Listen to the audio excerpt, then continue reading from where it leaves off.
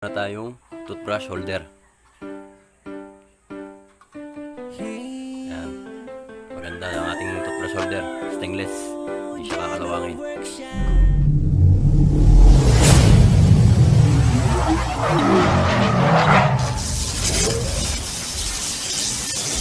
Welcome back mga boss. Share ko lang sa inyo itong gagawin natin na stainless holder ng toothbrush. Kung nakikita nyo, meron tayo mga stainless dito. So ito, bali, ginupit ko na kanina. Nilagyan natin ng hulma. Yan, nilagyan natin ng design para maganda siyang tingnan. Tapos ito naman, ito yung gagamitin natin na pinaka-divider. Yan, ibinend ko na siya ng ganun. Yan. Bali, ang sukat nga pala nito, yan, 2 inches. Yung baba niya, nakaganan yan, paganan. Tapos yung ibabaw niya, 2 inches din. Yan. Yung gilid, 2 inches. Tapos yung naglagay tayo ng pasobra sa gilid para meron tayong pagre-ribitan. Didikit natin yan mamaya dyan. Yan. Half inches. Tapos ito, ginawa ko dito. Yan, nag-design tayo dyan. Ang pinakataas niya ay 11.5 inches. Tapos dito naman sa baba, 7.5 inches. Tapos ito, ang sukat niya, ito yung gagamitin natin sa cover. Bali sukat niyan 8.5 inches sa baba, 5 inches. Tapos yung gilid niyan 2 inches din. Pare-pares lang siya. Yan, 2 inches. 2 inches. Tapos yung gilid niya 1.5 inches din. Half inches. Yan, naglagay tayo pa sobra. Yan, i-bend ko na yan kanina. Yan. Ganyan lang pag-bend yan. Yan, ganyan. Para may design. Tapos yung ilalim, nilagyan ko ng mga butas. Para pag may maglagay tayo ng toothbrush, yung tubig niya, hindi siya titining sa loob. Bababa siya. Lalaglag yung tubig. Bali yung mga stainless na to, mga strap lang natin to sa mga ginagawa nating project. Para hindi naman masayang, gawin na lang natin na toothbrush holder. Stainless na mga boss. Na-assemble natin mga boss. Ito, itong divider natin, lalagyan natin yan dito. Bali yung ilalim niya, pantay. Tapos dito sa babaw yung ginawa ko, nilagyan ko ng konting design. Yan. Yan, pag ganyan na yung position yan. Bali, binutasan ko nga pala yan ng 532. Yan, dito sa gitna. Dito ko siya pinosisyon para sa divider natin. 532 yung butas natin. Gawin natin drill bit. Tapos yung gagamit natin na blend rivet, 532 rin. Yan. Sa pagbubutas nyo yan, bago nyo butasan, tansya nyo muna itong cover. Yan, yung cover. Yan, pa ganyan.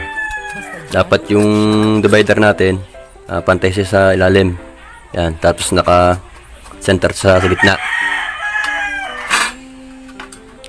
Tapos yan. Pagka okay na kayo, butasan nyo ng 532, tapos i-rivet nyo.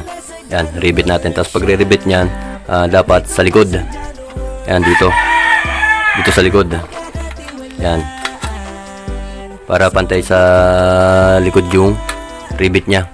Hindi siya bubukol. Kasi pag ganito, sa kabila, yung magiging rivet nya, nalis sa likod, bubukol siya. Pag ilapad nyo sa pader, hindi siya pantay, bubukol, aangat.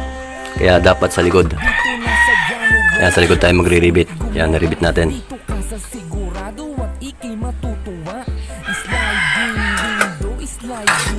Yan, rivet natin yan.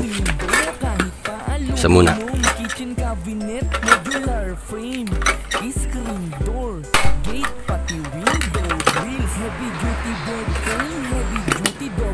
Yan, okay na. Yung kabila naman i-rivet din natin.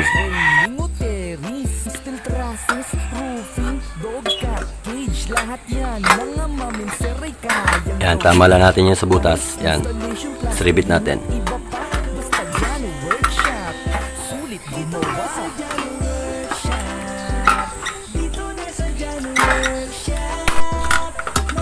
So, ayos na.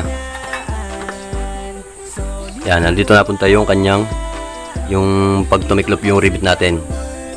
Yan. Sa likod, pantay siya. Pantay.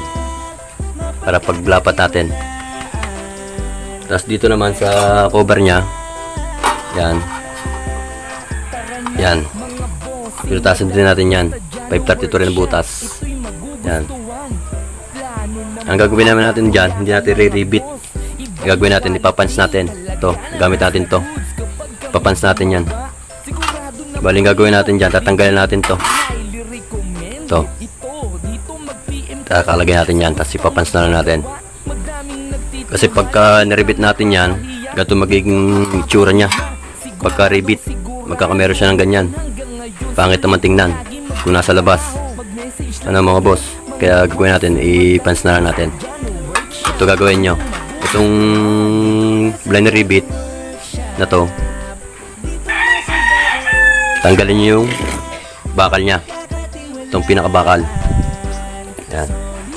Tanggalin natin yan. Ganyan lang pagtanggal yan. Yan, tanggal na.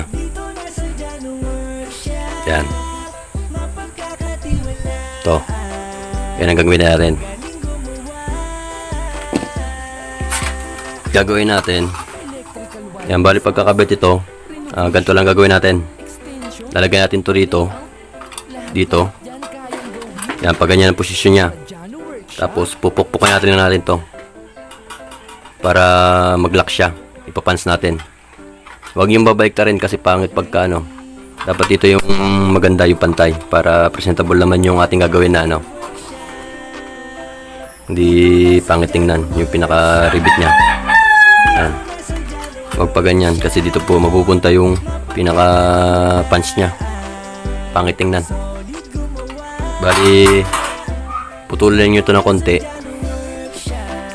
Yan, putulin lang para hindi masyado mahaba. Yan.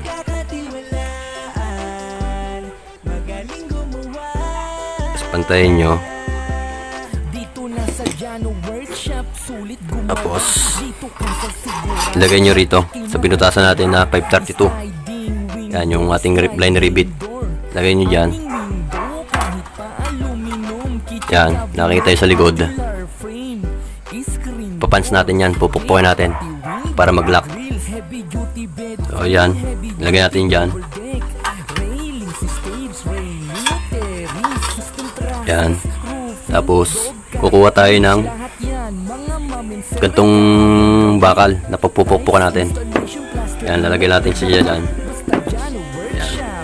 Tapos itong ano to, sasandal natin doon, tutukod natin. Tapos itong sobra nito, yan, pupukpukin natin para mag-punch siya. Yan. Pupuk nyo lang yan.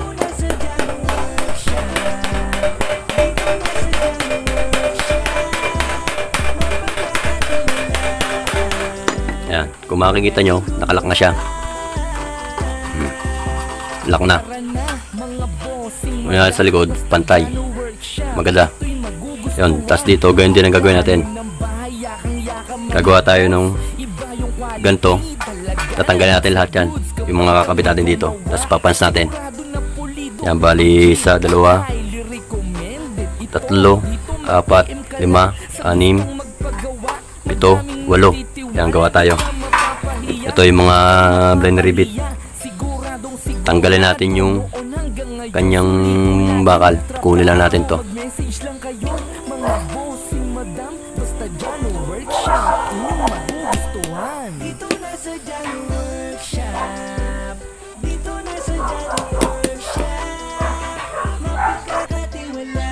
So yan, natanggal ko na yung bakal nung kailangan natin na walang ganitong piraso.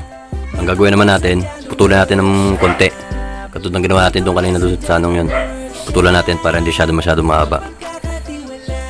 Yan, putulan natin.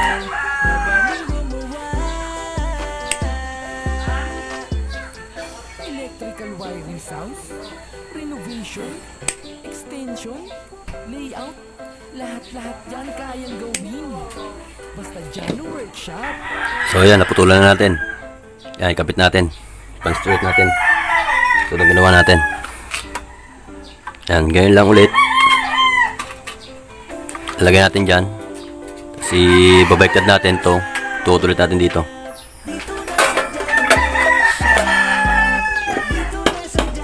natin.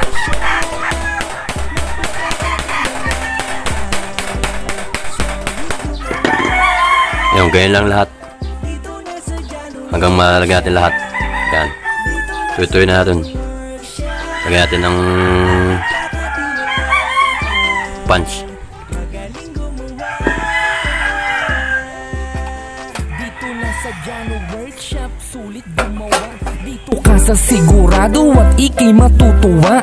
Sliding window, sliding door, awning window kahit pa aluminum, kitchen cabinet, modular frame, screen door, gate pati window, grill, heavy duty bed frame, heavy duty. So yun mga boss, ayos na. Lagyan natin ng mga punch yung ating ano. So yan, okay na. Meron na tayong toothbrush holder. Yan. Maganda ang ating toothbrush holder. Stainless. Hindi siya kakalawangin. Kabit natin siya dun sa lagayan niya. Didikit na lang natin sa pader. Yan. Yan mga boss, naikabit na natin yung ating toothbrush holder na stainless. Bali binutasan ko siya. Tapos ang ginawa ko na lang, nasabit na lang siya. Yan. Yan. Maganda. Pakalabangan natin yung ating mga strap na sheet stainless. Ganda ng ating toothbrush holder na mga boss. So yun mga boss, sana nagustuhan nyo ang ginawa natin ngayon. Huwag nyo kalimutan mag-like, comment, and subscribe. I-click mo na rin yung notification bell para lagi kang updated sa tuwing may upload tayo ng panibagong video. Mapapahiya, di ka mapapahiya. Siguradong sigurado, noon hanggang ngayon solido lagi magtrabaho. Mag-message lang kayo, mga bossing madam, basta Jano Workshop, inyong magugustuhan. Dito na sa Jano Workshop, dito na sa Jano Workshop, mapagkakatiwalaan, solid gumawa. Dito na sa Jano Workshop, mapagkakatiwalaan, magaling gumawa. Electrical wiring house, renovation, extension, layout, lahat-lahat yan kayang gawin. Basta Jano Workshop.